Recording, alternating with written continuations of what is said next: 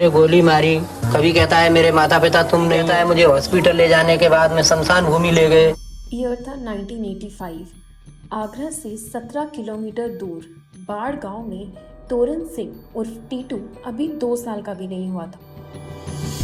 तभी उसने साफ साफ बोलना शुरू कर दिया था। टीटू अपने घर का सबसे छोटा लड़का था। हर माँ बाप के लिए वैसे तो ये बहुत खुशी की बात होती है कि उनका बच्चा अब बोलने लग गया है, लेकिन टीटू के केस में ये क्वालिटी उसके पेरेंट्स के लिए खुशी से ज़्यादा चिंता का कारण बन गई थी।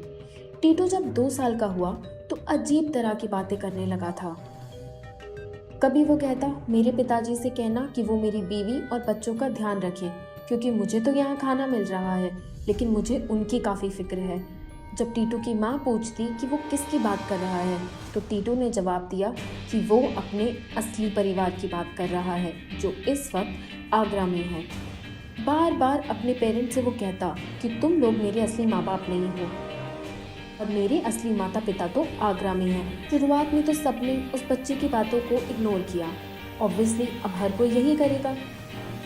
सबको लगा कि शायद टीटू की कोई इमेजिनेशन है। 1988, 3 साल बीत चुके थे और अब टीटू 5 साल का हो गया था। लेकिन अब उसने जो बातें और हरकतें करनी शुरू की, उसने उसके माँ बाप को गहरी चिंता में डाल दिया। एक दिन टीटू ने कहा कि उसका असली नाम सुरेश वर्मा है और उसकी बीवी है उमा। उसके 2 बेटे भी हैं, रोमू और सोमू। इतना ही नहीं, टीटू ने ये भी बताया कि कैसे शाम को अपनी कार से घर लौटते वक्त 2 आदमियों ने उसे आकर सर पर गोली मारी, जिससे उसकी ऑन द स्पॉट मौत हो गई। पिछले 3 सालों से घर वाले वैसे भी उसकी उल्टी सीधी बातें सुनते आ रहे थे कि हम कौन है, तो ये बताता था कि हम तुम्हारे घर के नहीं। लेकिन इस तरह की बात उसने पहली बार की थी। एक 5 साल का बच्चा अपनी बीवी और बच्चे होने की बात करने लगे और ये बताने लगे कि कैसे पिछले जन्म में उसकी मौत हुई थी। अब आपके मन में क्या आएगा? फिलहाल ये खबर पूरे गांव में फैल गई और वहां सबको एक ही बात लग रही थी, और ये थी कि टीटू के ऊपर शायद किसी भूत का साया है। यूं तो भूत प्रेत की थ्योरी हमारे देश में गांव में सबसे पहले फैल जाती है। टीटू के केस में ऐसा ही हुआ। टीटू का नेचर अपनी उम्र के बच्चों से कहीं ज़्यादा अलग था। भले ही वो 5 साल का था, लेकिन उसकी भाषा, लहजा, हाव भाव सब कुछ बड़ों जैसा हो चुका था। यहाँ तक कि अब टीटू अपने गरीब माँ बाप का मजाक भी उड़ाने लगा था। अपनी माँ से वो अक्सर कहता, मेरी बीवी तुम्हारी तरह सी फटी पुरानी साड़ियाँ नहीं पहनती है। कभी कहता, मैं इस गंदे घर में नहीं रह सकता। तब उसके घर वाले उसे डांट लगाकर रोकते तो उन्हें घर से भाग जाने की धमकी देता। नॉर्मली वो कहीं पर भी पैदल या बस से जाने के लिए तैयार ही नहीं होता। बोलता कि उसको सिर्फ अपनी कार से चलने की आदत है। टीटू अपने 6 भाई बहनों में सबसे छोटा था और इस तरह का बर्ताव माँ बाप के लिए एक बहुत बड़ी परेशानी बन चुका था। वो अपनी माँ को माँ नहीं समझता था, पापा को पापा नहीं मानता और भाइयों को भाई नहीं मानता। हमेशा इसी रट में लगा रहता कि मैं आपके यहाँ तो बस कुछ दिन काट रहा हूँ। टीटू की इन सब बातों को सुनने के बाद उसके माँ बाप ने अपने सबसे बड़े बेटे अशोक से इन सब बातों की सच्चाई पता करने को कहा। आखिर ये सब बातें कहाँ से आ रही थी? क्या ये टीटू का एक इमेजिनेशन था या कोई उसे सब कुछ सिखा रहा था? इन सब बातों में कितनी सच्चाई है, इसे परखने के लिए टीटू का भाई अशोक अपने एक दोस्त के साथ गांव से आगरा के सदर बाजार की तरफ चल पड़ा। टीटू अक्सर यही बोलता था कि उसकी सुरेश रेडियो नाम की वहां पर एक दुकान है। अशोक और उसका दोस्त वहां पहुंचकर इस नाम से दुकान को ढूंढने लगते हैं, लेकिन ऐसे नाम की दुकान न मिलने पर एक जगह थक कर बैठ गए थे। अशोक की नज़र तभी एक बोर्ड पर पड़ी, सुरेश रेडियोज, वही नाम जिसका जिक्र टीटू करता रहता था। अशोक चौंक गया। क्या टीटू की कही सारी बातें सच थी? क्या टीटू सुरेश का ही पुनर्जन्म था?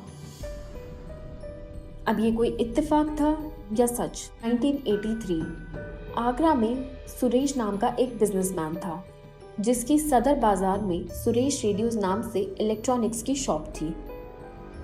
सुरेश का आगरा में एक बंगला भी था, जिसमें वो अपनी वाइफ उमा, 2 बच्चे, माँ बाप और भाइयों के साथ रहता था। 28 अगस्त 1983, टीटू के जन्म से 4 महीने पहले शाम के वक्त सुरेश अपनी सफेद गाड़ी घर वापस लौट रहा था, जहां पर पहले से ही 2 बदमाश घात लगाए बैठे थे। सुरेश ने अपनी गाड़ी घर के गेट के सामने रोककर हॉर्न बजाया। इतने में उन 2 बदमाशों ने उस पर गोलियां चला दी। गोली का शोर सुनकर जब तक घर वाले बाहर आते तब तक सुरेश की जान जा चुकी थी। गोली कनपट्टी के दाईं तरफ लगी थी। दोनों बदमाश मौके से भाग गए थे। सिंस ये बात 1983 की है, सो उस वक्त आज के जैसे इतने ज़्यादा लोग नहीं होते थे, इतनी पॉपुलेशन नहीं थी और शाम की घटना थी, इसलिए एक भी गवाह नहीं मिला। किसी ने भी इन बदमाशों का चेहरा नहीं देखा था, लिहाजा बिना किसी को सजा हुए पुलिस ने इस केस को क्लोज कर दिया। सुरेश जा चुका था। 2 बच्चे, बूढ़े माँ बाप और घर चलाने की जिम्मेदारी अब उसकी पत्नी उमा पर थी, इसलिए सुरेश की जगह उमा शॉप संभालने लगी। अब चलते हैं यहाँ से 5 साल आगे 1988 में। उसी दिन जहाँ टीटू का भाई अशोक उस शॉप के आगे हैरान होकर खड़ा हुआ था। अशोक शॉप के अंदर जाता है, जहाँ उसे एक लेडी मिलती है। पता चलता है कि वो सुरेश की वाइफ उमा है। अशोक उनसे कहता है कि वो सुरेश से मिलना चाहता है, जिस पर उमा पूरा किस्सा सुना देती है। अशोक के पैरों तले जमीन खिसक गई थी, क्योंकि जो जो उमा ने बताया वो सारी बातें टीटू उनको पहले ही बोल चुका था। वाइफ का नाम, बच्चे, दुकान का नाम, डेथ का कॉज, सब कुछ एग्जैक्ट A to Z सब कुछ अशोक को पहले ही टीटू बता चुका था। कभी कभी सच इतना भारी हो जाता है कि वो आसानी से हजम ही नहीं होता। दूसरी तरफ सुरेश की वाइफ उमा ने अशोक से उसका परिचय पूछा कि वो आखिर कौन है और उसको सुरेश से क्या काम था। अब बारी थी उमा के शॉक्ड होने की। अशोक ने बताया कि वो आगरा से 17 किलोमीटर दूर बाड़ गांव में रहता है। उसने अपने यहाँ आने की पूरी वजह डिटेल में बताना शुरू की। इन सब बातों पर यूं तो विश्वास करना आसान नहीं होता है, और वही उमा के साथ भी हुआ। उमा ने कहा कि हो सकता है टीटू ने न्यूज़पेपर में ये सब पढ़ लिया हो, क्योंकि उस वक्त का सबसे बड़ा केस था ये। इस पर अशोक ने कहा कि टीटू ये सब तब से बता रहा है जिस उम्र के बच्चे ठीक से बोलना तक नहीं जानते। उमा के लिए ये एक अजीब सी सिचुएशन थी। एक तरफ वो क्यूरियस थी तो दूसरी तरफ उसके मन में ढेरों सवाल उठ रहे थे। कंफ्यूजन से उमा ने अपने सास ससुर यानी सुरेश के पेरेंट्स को भी पूरी बात बता दी। वो भी शॉक्ड हुए, लेकिन एक तरफ ये सोचकर खुश भी हुए कि चलो किसी तरह उनका बेटा वापस तो आया है। अशोक ने सच को और जानने के लिए सुरेश के परिवार वालों को अपने घर बाड़ गांव चलने के लिए कहा। अशोक ने कहा कि बिना बताए अचानक घर चलकर देखते हैं कि क्या टीटू आप लोगों को पहचान पाता है या नहीं। आप लोग भी टीटू से मन भरकर सवाल जवाब कर लेना। बेचैनी, घबराहट, क्यूरियोसिटी जैसे अनेक इमोशंस दिल में लिए सुरेश के घर वाले अशोक के साथ टीटू से मिलने के लिए चल पड़ते हैं। वो टीटू जिसमें शायद उनको दोबारा अपना सुरेश देखने के लिए मिल जाए। उस समय टीटू खाना खा रहा था, लेकिन जैसे ही उसने दरवाजे पर खड़े सुरेश के परिवार वालों को देखा, वो भागता हुआ उनके पास पहुंचा, सबके गले लग पड़ा और जोर जोर से बोलने लगा, देखो मेरे माँ बाबूजी आए हैं। अपने माँ बाप को बुलाकर लाया और सुरेश के पेरेंट्स को अपने असली माता पिता बताने लगा। जैसे ही टीटू की नज़र उमा पर पड़ी, वो शर्मा गया। एक 5 साल का बच्चा अचानक एक अडल्ट मेल की तरह एक्ट करने लगा। उसने उमा को इशारों से अपने बगल में बैठने के लिए बुलाया। बच्चों का हालचाल लेने लगा। टीटू ने उमा से डोलपुर के मेले से जुड़ी एक बात की, जिसे सुनते ही उमा हैरान रह गई, क्योंकि ये बात सिर्फ सुरेश और उमा के बीच हुई थी। टीटू को लगा कि शायद अब वो भी उनके साथ वापस आगरा जा रहा है, लेकिन जैसे ही उसे समझ आया कि वो लोग उसे अपने साथ नहीं ले जा रहे, वो पूरी तरह भड़क गया। अपनी माँ पर चिल्लाने लगा, अपने पिता से हाथापाई करने लगा। भागकर सुरेश के फादर चंदा सिंह के गले लग गया, क्योंकि उसके दिल में वही उसके असली पिता थे। फिर उन्होंने उसे प्यार से समझाया और वादा किया कि वो जल्द ही उससे मिलने आएंगे। एंड में ये डिसाइड हुआ कि एक दिन टीटू को आगरा बुलाया जाए, ताकि वो अपनी पास्ट लाइफ की मेमोरीज को कंफर्म कर सके। टीटू ने न सिर्फ दावे के अकॉर्डिंग अपने पिछले जन्म के माँ बाप को पहचान लिया था, बल्कि अपनी पत्नी और उससे की गई पर्सनल बातें भी डिस्क्लोज कर दी थी। इससे ये डाउट तो काफ़ी हद तक मिट गया था कि ये सब जानकारी उसे कहीं से पढ़कर नहीं मिली। लेकिन दूसरी तरफ इससे टीटू के माँ बाप की चिंता और भी ज़्यादा बढ़ गई थी। एक माँ बाप के लिए इससे बुरा क्या होगा जब उनका बच्चा किसी और को ही अपना माता पिता मानने लगे। वो काफ़ी मिक्स्ड इमोशंस के साथ जूझ रहे थे। मन में सवाल आ रहे थे। टीटू को आगरा लाया गया, लेकिन इससे पहले कि टीटू के सच को परखने के लिए कुछ प्री प्लानिंग कर ली गई थी। टेस्ट 1। कार में बैठकर घर आते हुए टीटू को मिसलीड करने के लिए सुरेश के भाइयों ने गाड़ी दुकान पर नहीं रोकी, बल्कि शॉप के सामने से तेजी से निकल गए, ये देखने के लिए कि वो जगह टीटू पहचान पाता है या नहीं। जैसे ही गाड़ी दुकान के सामने से गुजरी, उसने जोर से आवाज लगाई, रोको रोको, मेरी दुकान तो पीछे ही रह गई है, तुम आगे कहाँ चले जा रहे हो। उसने वो जगह, रास्ता, मार्ग, दुकान कार के अंदर बैठे बैठे ही पहचान ली थी। वो भी तब जब कार इतनी तेजी से चल रही थी। ये सिर्फ वो कर सकता था जो बरसों से उन रास्तों से हजारों बार गुजरा। अब बारी थी टीटू को शॉप के अंदर ले जाने की। टेस्ट 2।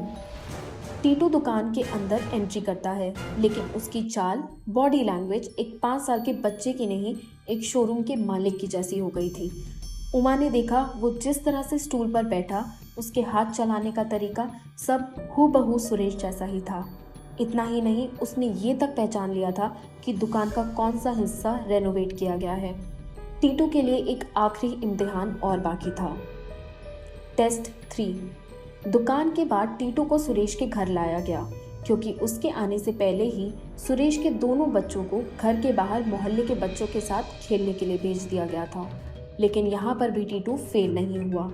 उसने उन मोहल्ले के बच्चों के बीच में भी सुरेश के दोनों बच्चों को पहचान लिया। सभी के लिए इतने सारे एविडेंस काफ़ी थे ये मानने के लिए कि टीटू सिंह सुरेश वर्मा का पुनर्जन्म है। लेकिन कहानी यहीं ख़त्म नहीं होती। मीडिया में ये केस हर जगह छा गया था। इसकी जानकारी डीयू के प्रोफेसर NK चड्डा को मिली। प्रोफेसर चड्डा एक और डॉक्टर के साथ रिसर्च टीम में थे, doctor Ian Stevenson, university of Virginia के एक वेल नोन और हाईली रिस्पेक्टेड प्रोफेसर थे। वो रीइंकारनेशन यानी पुनर्जन्म पर की गई साइंटिफिक रिसर्च के लिए फेमस थे। उन्होंने पुनर्जन्म के ऊपर काफ़ी सारी बुक्स लिखी थी। डॉक्टर इयान स्टीवेंसन की एडवाइस पर एंटोनियो मिल्स, जो एक रिसर्चर थे, और उनकी कलीग टीटू के केस को क्लोजली स्टडी करने लगे। सुरेश की फैमिली ने बताया कि जो सुरेश का नेचर था वो काफ़ी अग्रेसिव और शॉर्ट टेम्पर्ड था। डॉक्टर मिल्स ने नोटिस किया कि टीटू का नेचर भी इसी तरह का होता जा रहा था। इस इंसिडेंट का जिक्र डॉक्टर मिल्स ने अपनी रिसर्च पेपर में भी किया है। अब सबसे बड़ा सवाल ये था कि क्या टीटू को सुरेश के कातिलों के बारे में पता था? क्या उसने उनका चेहरा देखा था जिसने उसकी पिछले जन्म में जान ले ली थी? सिंह उर्फ टीटू एक 5 साल का ऐसा बच्चा, वो कुछ ऐसे खुलासे करने वाला था जिसने मीडिया जगत में आग लगा दी।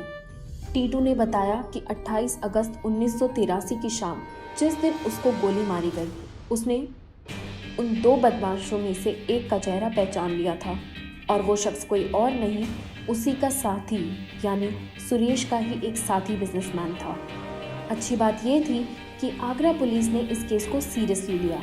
पुलिस ने टीटू के बयान के आधार पर उस आदमी को उठा लिया और सख्ती से पूछताछ की, जिस कारण उसने अपना अपराध कबूल कर लिया था। इस कबूलनामे के आधार पर 1983 सुरेश वर्मा मर्डर केस को रीओपन किया गया। ये पहली बार था जब पुनर्जन्म से जुड़ा कोई केस कोर्ट में आया था। गवाही के लिए टीटू को बुलाया गया। उसने भी कोर्ट में अपना पूरा इंसिडेंट डिटेल में बताया। केस के सबसे बड़े टर्निंग पॉइंट थे पोस्टमार्टम और बर्थ मार्क रिपोर्ट। सुरेश के सर पर जिस तरह गोली मारी गई थी, उसी तरह के 2 निशान टीटू के सर पर मिले। जब उसके बाल हटाए गए तो पाया गया कि उसके सर में बिल्कुल वैसे ही 2 निशान थे जिसका साइज और शेप सुरेश के सर पर लगी बुलेट के एंट्री और एग्जिट पॉइंट से बिल्कुल मिलता था। डॉक्टर इयान स्टीवेंसन ने अपनी रिसर्च में मेंशन किया कि बर्थ मार्क और पास्ट लाइफ की इंजरी के बीच कनेक्शन होता है। और यही मान्यता हिंदू धर्म में भी है। कोर्ट में डॉक्टर एंटोनियो मिल्स के टीटू से जुड़े रिसर्च पेपर भी सबमिट किए गए। इन सभी सबूतों के आधार पर आगरा कोर्ट ने ये मान लिया था कि टीटू ही सुरेश का पुनर्जन्म है और सुरेश के कातिलों को सजा हुई। ये एक रिवोल्यूशनरी और कंट्रोवर्शियल सपने में भी नहीं सोचा जा सकता था। जिसकी जान लेकर वो लोग बच गए थे, वो दोबारा जन्म लेकर लौटा और उनको उनके किए की सज़ा दिलाने के लिए। अब एक आखिरी बड़ा सवाल, क्या टीटू अपने पिछले जन्म वाले माता पिता के पास वापस चला गया था या फिर उसने अपने इसी जन्म के माँ बाप को अपना माना?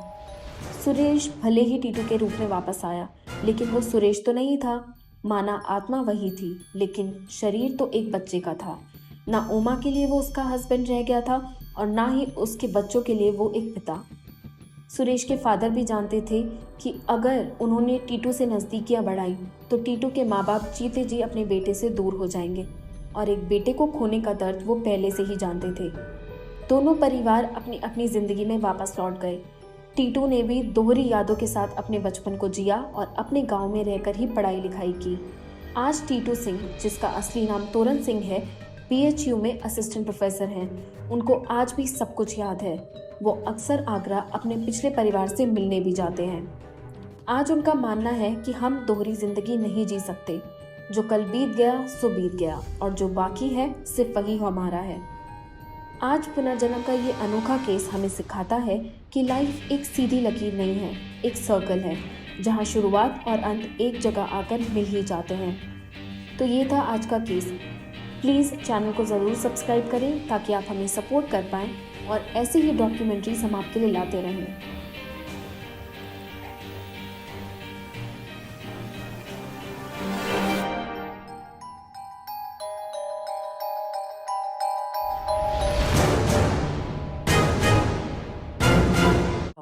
उसने साफ साफ बोला कर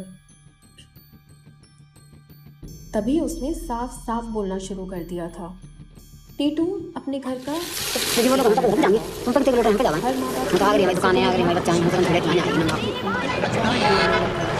तो अगला नहीं दुकान टीवी की सेवा में कौन मिला तो बनाने बच्चे को बनाने को टीटू जब 2 साल का हुआ तो अजीब तरह की बातें करने लगा था।